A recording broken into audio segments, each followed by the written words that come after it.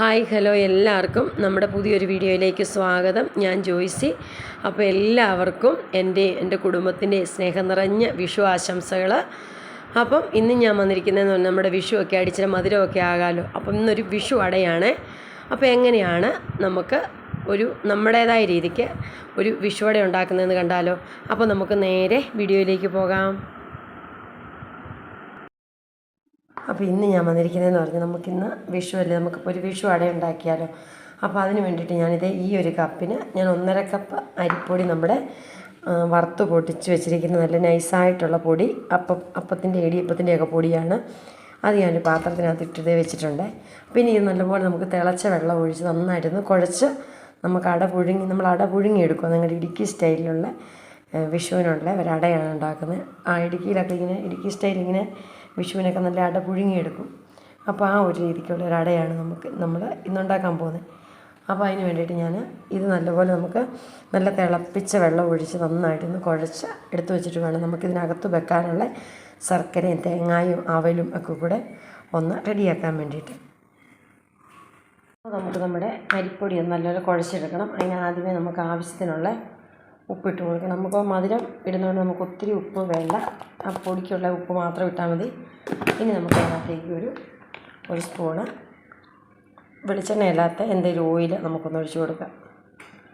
ആ പൊടിയൊന്ന് നല്ല സോഫ്റ്റായിട്ട് കിട്ടാൻ വേണ്ടിയിട്ട് നല്ല കുഴച്ച് കഴിയുമ്പോൾ നല്ലൊരു ഇനി നമുക്ക് തിളപ്പിച്ച വെള്ളം കുറേശ്ശെ ഒഴിച്ച് നമുക്കിതൊന്ന് കുഴച്ചെടുക്കാം. നമുക്ക് അത്രയും തിളച്ച വെള്ളം ഒരു കൈവച്ച് ഒഴിക്കത്തില്ലാത്തതുകൊണ്ട് ഞാൻ ഒരു തവിയുടെ ഇതെടുത്ത് വെച്ചിട്ടുണ്ട് ഇങ്ങനെ കുഴയ്ക്കാനായിട്ട്. അതിങ്ങനെ വെച്ച് നമുക്കിതിനകത്തേക്ക് വെള്ളം ഒഴിച്ച് കുറേശ്ശെ ഒഴിച്ച് ഒത്തിരി ഒഴിക്കരുത്. നമുക്കൊരു 1.5 കപ്പ് പൊടിക്ക് 1 കപ്പ് വെള്ളം ആദ്യം ഒന്ന് ഒഴിച്ച് നോക്കാം. അത് കഴിഞ്ഞിട്ട് പിന്നെ വേണമെങ്കിൽ പൊടി അങ്ങ് കുതിരുമ്പോൾ പിന്നെ ഇത് ഭയങ്കരമായിട്ട് ഒത്തിരി വരും. അതുകൊണ്ട് നമുക്ക് നോക്കി ഒഴിച്ചെടുക്കാം. ഞാൻ ഇത്രയാണ് വെള്ളം തിളപ്പിച്ച് വെച്ചിരിക്കുന്നത്. നമ്മുടെ കൊഴുക്കട്ടയൊക്കെ ഉണ്ടാക്കാനായിട്ട് കുഴച്ചെടുക്കില്ല, ആ ഒരു പരുവത്തിന് മതി നമുക്ക്.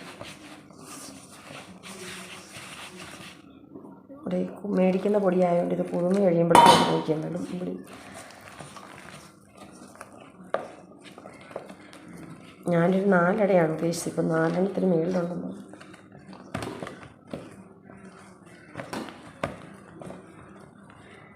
ഇനിയിപ്പോൾ വെച്ചിട്ട് നമുക്ക് നല്ലപോലെ തണുത്ത് കഴിയുമ്പോൾ നന്നായിട്ട് നമുക്കൊന്ന് കുഴച്ചെടുക്കാവേ. നമ്മുടെ പാനെടുപ്പ് വെച്ചു, അതിനകത്തേക്ക് നമുക്ക് ചൂടായിട്ടുണ്ട്. അപ്പോൾ നമുക്ക് അതിനകത്തേക്ക് ഒരു സ്പൂൺ നെയ്യ് ഒഴിച്ച് കൊടുക്കുക. ആദ്യമേ നമ്മൾ വിഷുവട ഉണ്ടാക്കാനായിട്ടൊരു അടയ്ക്കകത്ത് വെക്കണ ഒരു കൂട്ട്, അതിന് വേണ്ടിയിട്ടാണ് നമ്മൾ ആദ്യം ഒരു കൂട്ടുണ്ടാക്കാൻ വേണ്ടിയിട്ടാണ് ഈ നെയ്യ് ആദ്യം ഒഴിച്ച് കൊടുത്തു. ഇനി നമ്മളതിനകത്തേക്ക് അണ്ടിപ്പരിപ്പും മുന്തിരിങ്ങയും കൂടെ എടുത്ത് വെച്ചിട്ടുണ്ട്. അത് അതിനകത്തേക്ക് ഇട്ടൊന്ന് മൂപ്പിച്ചെടുക്കാവേ. നമ്മുടെ അണ്ടിപ്പരിപ്പ് മുന്തിരിങ്ങയും മൂത്തു, അത് നമുക്ക് ഇങ്ങോട്ടൊന്ന് കോരി വെക്കാതെ ഒരു പാത്രത്തിൽ.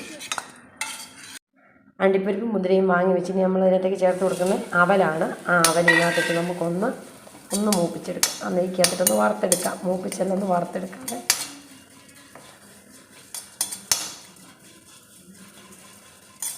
ജസ്റ്റ് ഒന്ന് ചൂടായാൽ മതി. ഒത്തിരി അങ്ങനെ കിരീടാന്ന് വന്നില്ലെങ്കിലും കുഴപ്പമൊന്നുമില്ല.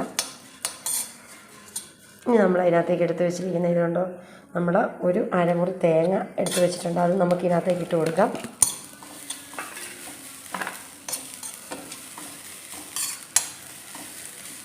ഇനി നമ്മളെടുത്ത് വെച്ചിരിക്കുന്ന 1 സ്പൂണ് ഏലക്കായും ജീരകവും കൂടെ പൊടിച്ചതാണ്, അതും അതിനകത്തേക്ക് ഇട്ട് കൊടുക്കാതെ. ഇനി നമ്മളതിനകത്തേക്ക് ഒരു 1/4 കിലോയുടെ ശർക്കര ഉരുക്കി ഞാൻ അരിച്ച് പാനിയാക്കി വെച്ചിട്ടുണ്ട്. അതിനകത്തേക്ക് ഞാൻ ഒഴിച്ച് കൊടുക്കുവാണ്.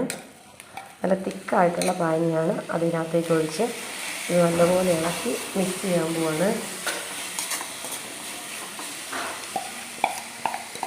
ഇതാണ് നമ്മുടെ വിഷുവടയ്ക്കകത്ത് നമ്മൾ വെക്കുന്ന കൂട്ട്. നല്ലപോലെ ഇതിനകത്തേക്കിട്ട് ആ നെയ്യുടെ ഒരു ചുവയൊക്കെ ഉണ്ടാവും. നല്ലൊരു ഇതാണ് ഏലക്കായും ജീരകമൊക്കെ പൊടി.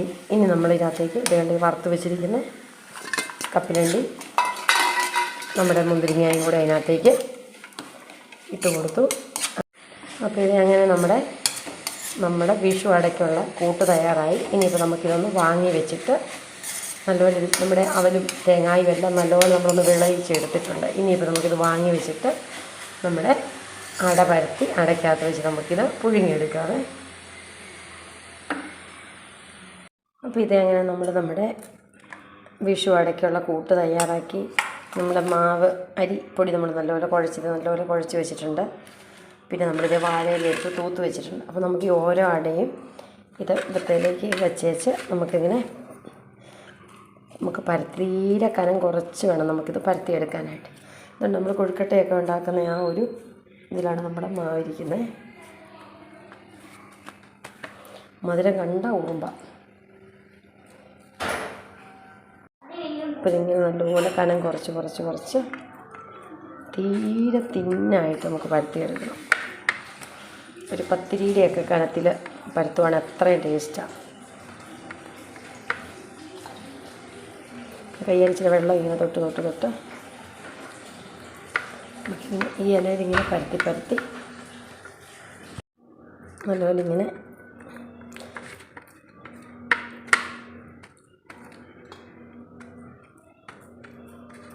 നല്ല കനം കുറച്ച് നമുക്ക് എന്തേലും കനം കുറച്ച് നമുക്ക് പരത്തിയെടുക്കാവോ അത്രയും നല്ല കേട്ടോ.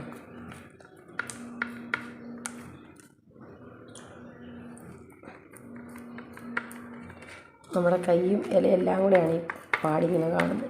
കുഴപ്പമൊന്നുമില്ല. ഇനിയിപ്പോൾ എന്തോ നമ്മുടെ കൈ ഇനിയിപ്പോൾ ഇതിനകത്തേക്ക് നമുക്ക് ഇതുകൊണ്ട് നമ്മൾ കൂട്ട് വെച്ചിരിക്കുന്ന നമ്മുടെ അവലും തേങ്ങായും അണ്ടിപ്പരിപ്പും മുന്തിരിയൊക്കെ ഉള്ള ഈ കൂട്ട് നെയ്ക്കകത്ത് ഉണ്ടാക്കി ഈ കൂട്ടിച്ചിട്ട് ഇതിനകത്തേക്ക് നമ്മൾ വെച്ച് കൊടുക്കും.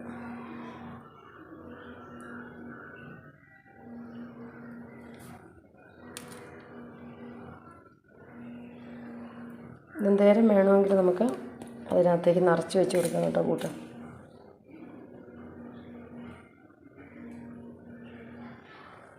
അങ്ങനെ വെച്ച് കൊടുത്തിട്ട് നമ്മളിത് ഇങ്ങനെ മടക്കും. ഞങ്ങളുടെ അവിടെ നേരത്തെ നമ്മുടെ അടുത്തുള്ള ഹിന്ദുക്കളൊക്കെ ഇങ്ങനെ നമുക്ക് വിഷുവിന് അടയുണ്ടാക്കി കൊണ്ട് തരുമായിരുന്നു. ആ ഒരു രീതി ആ ഒരു ടേസ്റ്റ് വെച്ചാണ് ഞാനും ഇപ്പോൾ ഉണ്ടാക്കിയത്. നമുക്കങ്ങനെ അല്ലാതെ ഒന്നും അറിയത്തില്ലതുണ്ടോ. ഇപ്പോൾ നല്ലപോലെ ഇതുകൊണ്ട് ഇപ്പോൾ തന്നെ ഇതിങ്ങനെ പൊളിച്ച് കഴിഞ്ഞാൽ പൊളിഞ്ഞ് വരും. നമുക്കെല്ലാം ഇങ്ങനെ പരത്തി വെച്ചിട്ട് അപ്പോൾ അങ്ങനെ ഇത് നമ്മുടെ വിഷുവട 4 നമ്മൾ പരത്തി എടുത്ത് വെച്ചിട്ടുണ്ട്. ഇനി നമുക്ക് സ്റ്റീമറിനകത്തേക്ക് വെച്ച് കൊടുക്കാവേ. അതിനകത്ത് വെള്ളം തിളയ്ക്കാൻ വെച്ചിട്ടുണ്ട്. ഇനി നമുക്ക് നമ്മുടെ അട ഓരോന്നായിട്ടെടുത്ത് നമുക്കങ്ങ് വെച്ച് കൊടുക്കാം.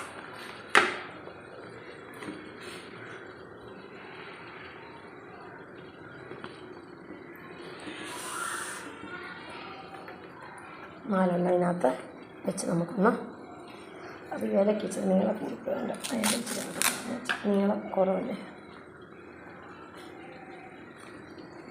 നമുക്കിനി ഒന്ന് അടച്ച് വെച്ച് നല്ലപോലെ ആവി കയറ്റി വേവിച്ചെടുക്കും. അപ്പം നമ്മുടെ വിഷു വട റെഡി ആയിട്ടുണ്ട്. അപ്പോൾ നമുക്കിനി ഇതൊന്ന് എടുത്തൊരു പാത്രത്തിലേക്കൊന്ന് വെച്ചിട്ട് എങ്ങനെയുണ്ട് നമുക്കൊന്ന് നോക്കാവേ. നമ്മുടെ വിഷു വട റെഡി ആയിട്ടുണ്ട്. ഇതുണ്ടോ നല്ല അടിപൊളി അട റെഡി ആയിട്ടുണ്ട്. നമുക്ക് പാത്രത്തിലേക്ക് ഇട്ടിട്ടൊന്ന് നല്ല തീരെ കനം കുറഞ്ഞ്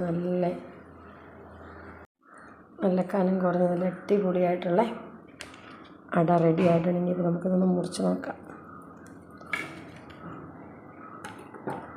നല്ല ചൂടുമാണ്. നല്ല സോഫ്റ്റായിട്ടാണ് ഇരിക്കുന്നത്.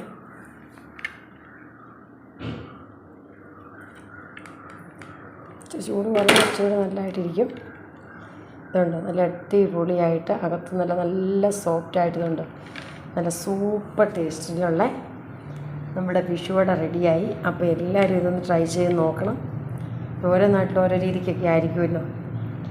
അപ്പോൾ എന്തോ പറയുന്നത്, എല്ലാവർക്കും ഒരിക്കൽ കൂടി വിഷുവിൻ്റെ ഹൃദയം നിറഞ്ഞ ആശംസകൾ. എല്ലാവർക്കും നല്ല സമ്പൽ സമൃദ്ധിയുടെയും നല്ലൊരു വർഷം ആയിരിക്കട്ടെ എന്ന് ആശംസിക്കുന്നു.